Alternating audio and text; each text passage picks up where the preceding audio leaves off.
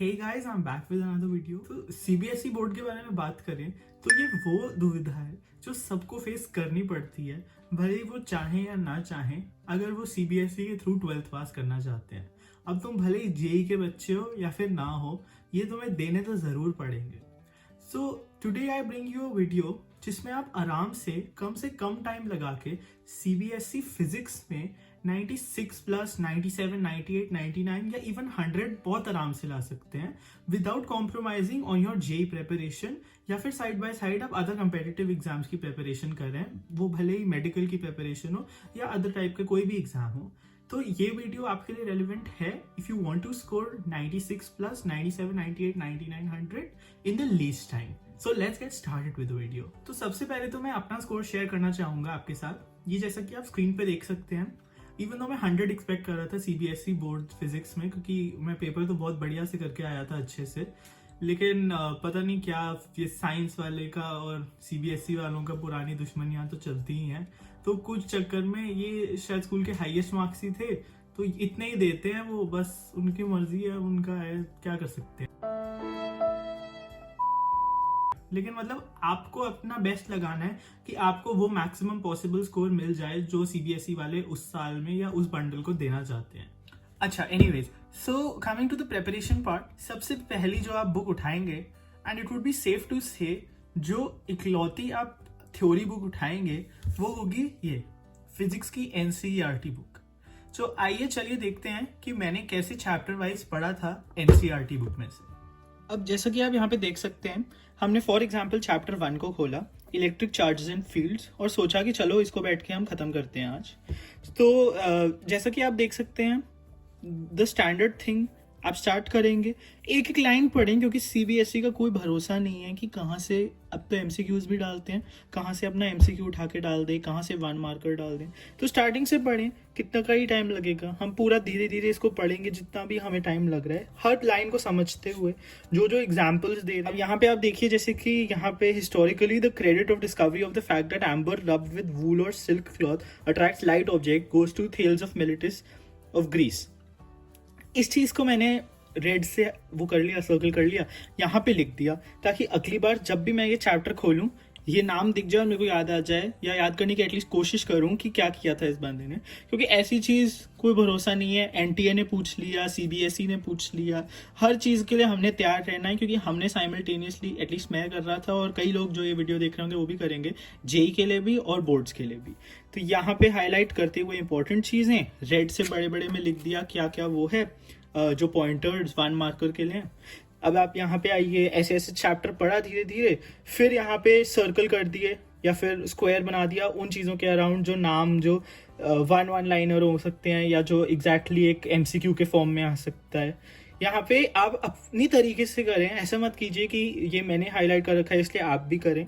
आपको जो इंपॉर्टेंट लग रहा है धीरे धीरे आप, जैसे कि मैंने बोला, जब आप प्रीवियस ईयर क्वेश्चंस करेंगे उसको जब आप करेंगे तो आपको समझ आएगा कि अच्छा ऐसे क्वेश्चंस भी आते हैं। तो वापस आइए इस बुक पे, उस टाइप के क्वेश्चंस को ढूंढिए अपने इस टेक्स्ट में से और उसको अंडरलाइन करें, हाईलाइट करें। मतलब अब आप देखिए, मेरे को ये दूर से ही दिख रहा है कि इस पूरे पेज में मेरे को सिर्फ ये लाइंस फिर से एक बार देख लूंगा जब सेकंड टाइम आऊंगा, या फिर एग्जाम से 1 दिन पहले, 2 दिन पहले, तो बस इसको देखना है मैंने और मेरा काम हो जाएगा। तो एकदम इसको ऑर्गेनाइज तरीके से। अब यहाँ पे कुछ नहीं है, तो मैंने सोचा कि ये सब तो अगर आएगा भी तो या तो मुझे आता है या फिर ये इररेलेवेंट होगा, इसलिए यहाँ सब छोड़ दिया। बस इतना इतना पढ़ो भाई, तो तुम्हारा क्या होगा, जब तुम ये पूरा चैप्टर पढ़ लोगे ना, you will have your set of notes handmade और रेडी टू यूज, एग्जैक्टली जैसा कि आप चाहते हैं।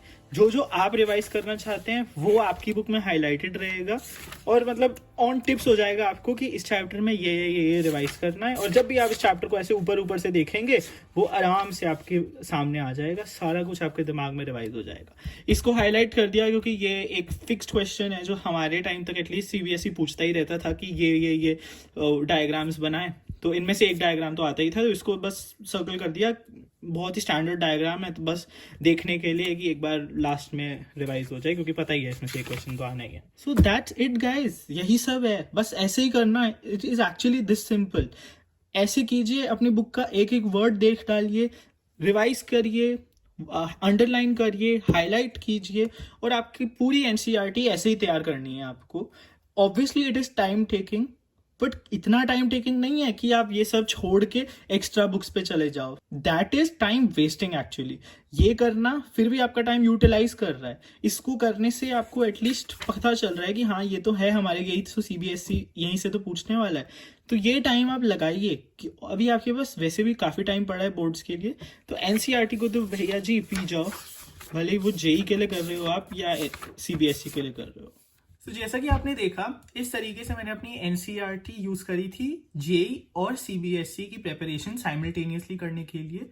बहुत ही ऑर्गेनाइज्ड वे में इस प्रिपरेशन को कीजिए, क्योंकि आपको दोनों एग्जाम्स या अपना जो भी टारगेट एग्जाम है उसको माइंड में रखते हुए हर चैप्टर को प्रिपेयर करना है. और ऐसा प्रिपेयर करना है कि आपको बार बार उन चैप्टर को प्रिपेयर करने की जरूरत ना पड़े. जब भी पढ़ें पूरी कंसंट्रेशन से पढ़ें, ताकि अच्छे से आप उस चैप्टर को कवर कर रहे हो और अच्छे से आपका वो चैप्टर कंप्लीट हो जाए अपने एग्जाम की प्रिपरेशन के लिए. अब इसके बाद कुछ लोग क्या करेंगे, वो चले जाएंगे मोटी मोटी बुक्स पे.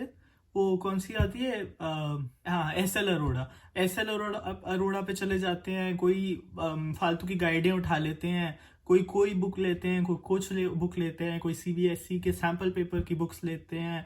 हजारों रुपए अपने वेस्ट करते हुए फिर भी फायदा उसका कुछ नहीं होने वाला. मैं बताता हूँ नेक्स्ट स्टेप क्या है. सिर्फ और सिर्फ अच्छे से अपनी एनसीईआरटी के सारे क्वेश्चंस करने के बाद, पूरी थ्योरी अच्छे से पढ़ने के बाद आपका एक ही काम रह जाता है, और वो है प्रीवियस ईयर क्वेश्चंस को रिवाइज करना. प्रीवियस ईयर क्वेश्चंस के लिए आप आराम से सीबीएसई की वेबसाइट रेफर कर सकते हैं. उनमें बहुत अच्छे से एग्जामिनेशन मटेरियल्स के लिंक के अंडर सीबीएसई की वेबसाइट पे प्रॉपर क्वेश्चन पेपर्स मिल जाएंगे आपको पास्ट कुछ सालों के, और उसकी मार्किंग स्कीम ऑफिशियल सीबीएसई की आपको मिल जाएगी.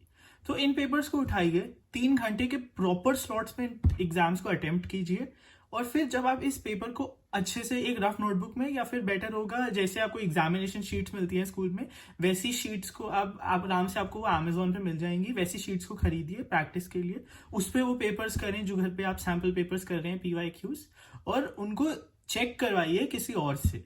अब ये आपके पेरेंट्स भी हो सकते हैं, कोई आपका फ्रेंड हो गया, आपके बड़े भाई बहन है, आप उनसे चेक करवा लीजिए कि उनको लो भाई ये है मेरी मार्किंग स्कीम, मैंने आपको निकाल के दे दी, ये मैंने अभी पेपर सॉल्व किया है, प्लीज इसको अपनी तरफ से चेक कर दो, जैसे कि कोई सीबीएसई का एग्जामिनर चेक करेगा.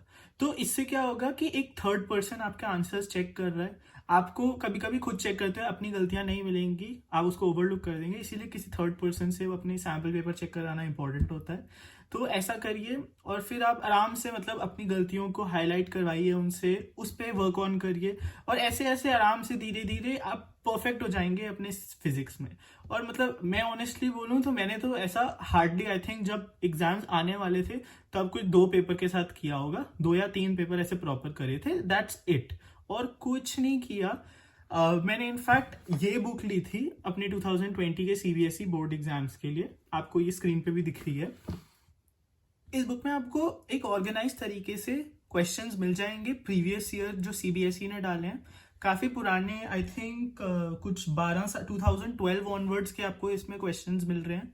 सारे टॉपिक वाइज होंगे, ये पेपर्स की तरह नहीं होंगे कि आप उसको ऐसे 3-3 घंटे जैसे मैंने बोला अटेम्प्ट कर सकते हैं, लेकिन this will be very helpful जैसे जैसे आप वो सीबीएसई के चैप्टर्स पढ़ रहे होंगे एनसीईआरटी से, ताकि आपको आइडिया रहे कि हाँ सीबीएसई ने ये तो भाई 4-5 बार पूछ लिया, तो इसको तो हम एज अ 5 मार्कर अच्छे से याद करके चले ही जाएं, एक बार लिख के इसको ट्राई कर लेते हैं.